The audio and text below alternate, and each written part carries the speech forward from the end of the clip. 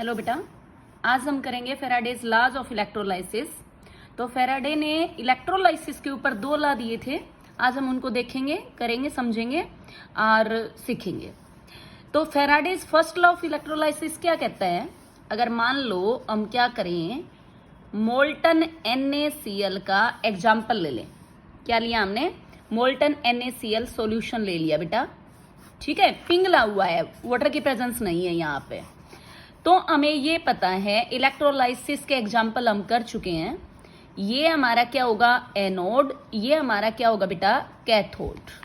तो यहाँ पे क्या होगा? Na positive and Cl negative ions हैं। तो कैटायंस कैथोड पे और एनायंस एनोड पे जाएंगे। तो अब यहाँ पे क्या होगा? एट एनोड, एनोड के ऊपर कौन गया? एनायंस गए। एनायंस क्या होंगे? ऑक्सीडाइज होंगे। That means loss of electron करेंगे और न्यूट्रलाइज हो जाएंगे। Cl negative. बेटा एक चीज याद रखना, अपोजिट इलेक्ट्रोड की तरफ मूव करना आयंस का, वो हमारा क्या होता है? Primary change. Cl negative anode पे गया, सोडियम पॉजिटिव कैथोड पे गया। तो ये जो मूवमेंट होती है इसको प्राइमरी चेंज बोलते हैं। और जो हमारे पास ये जमा होते हैं, एक्यूमुलेट होते हैं, that is called secondary change. तो Cl नेगेटिव एक इलेक्ट्रॉन का लॉस करके क्या करेगा? Neutral Cl। लेकिन ये हमारा क्या होगा? एग्जिस्ट नहीं करता, स्टेबल नहीं है। तो एक Cl प्लस में एक इलेक्ट्रॉन, ये हमारा क्या होगा? 2 Cl नेगेटिव, Cl और Cl Cl2, और 2 इलेक्ट्रॉन इस तरह से रिमूव कर देगा। तो यहाँ पे Cl2 जमा हुआ और यहाँ पे क्या होगा बेटा? अब अगर हम यहाँ पे किसकी बात करें? कैथोड की बात करें, तो कैथोड पे हमारा कौन जाना है? कैटायन। कैथोड पे होना क्या है? Reduction. That means gain of electron. तो सोडियम का अट्रैक्ट होना वो प्राइमरी चेंज होगा और सोडियम का जमा होना सेकेंडरी चेंज होगा। तो Na पॉजिटिव एक इलेक्ट्रॉन गेन करके Na बनाएगा, लेकिन वहां तो 2 इलेक्ट्रॉन थे, इसलिए हम क्या करेंगे? 2 Na पॉजिटिव लेंगे, 2 इलेक्ट्रॉन, और इस तरह से 2 मोल सोडियम के एक्यूमुलेट हो जाएंगे कैथोड पे। ये इलेक्ट्रोलाइसिस का रूल है। इसके ऊपर फेराडे ने क्या बोला बेटा? कि जो हमारे पास क्लोरीन यहाँ पे लिबरेट होगा, जमा होगा, गैस की फॉर्म में निकलेगा, सोडियम जो यहाँ पे एक्यूमुलेट होगा, ये तब तक होगा जब तक हम उसको चार्ज प्रोवाइड करेंगे। हम इलेक्ट्रिसिटी दे रहे हैं इसको। इलेक्ट्रोलाइसिस में होता क्या है कि इलेक्ट्रिक करंट प्रोवाइड करते हैं और उसकी हेल्प से रिएक्शन करवाई जाती है, मूवमेंट करवाई जाती है आयंस की।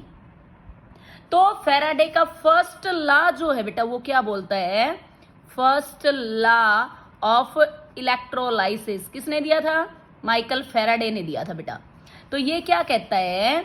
ये कहता है mass of a substance, mass of a substance accumulated, solid में होगा, एक्यूमुलेट हो जाएगा। अगर गैस है तो लिबरेट होगी बेटा, निकलेगी वहां पे इकट्ठी होके। तो mass of a substance accumulated और liberated is directly proportional to charge provided.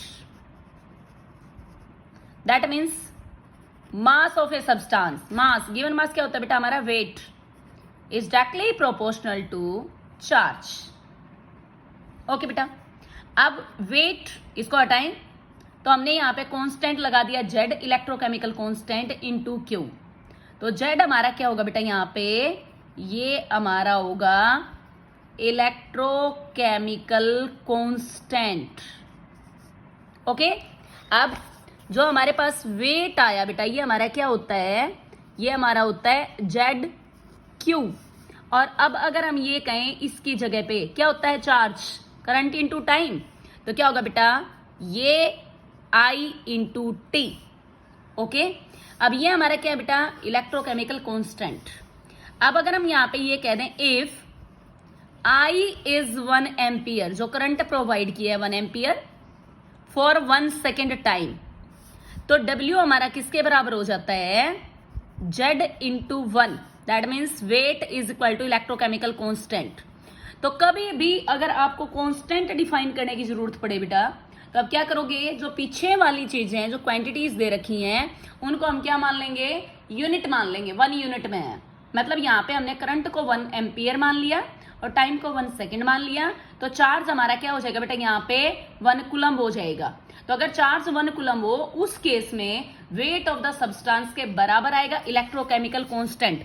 तो कैसे डिफाइन करोगे, ये कहोगे electrochemical constant is the weight of a substance when 1 ampere current is provided for 1 second।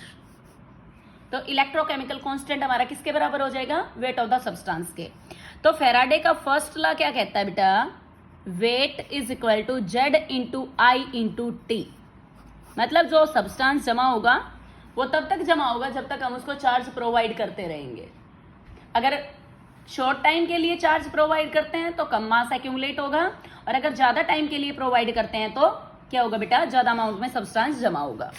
अब हमारे पास सेकंड क्या आता है वो देखते हैं, Faraday's second law of electrolysis.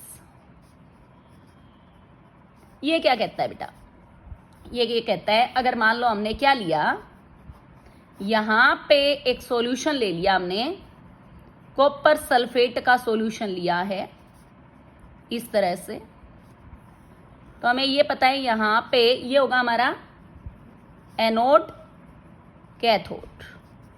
अब ये जाएगा हमारा, जाएंगे दोनों लेकिन जमा कॉपर होगा। यहां पे हमने क्या लिया बेटा, यहां पे हुआ हमारा एनोड, ये हुआ हमारा कैथोड, और यहां पे हमने सिल्वर नाइट्रेट का सॉल्यूशन ले लिया, Ag positive, NO3 negative, H positive and OH negative. तो जमा कौन होगा कैथोड पे, सिल्वर पॉजिटिव। तो यहां क्या होगा बेटा कैथोड पे, एक बार बताना, इस केस में क्या होगा, कॉपर आयन 2 इलेक्ट्रॉन गेन करके और कॉपर में कन्वर्ट हो जाएगा।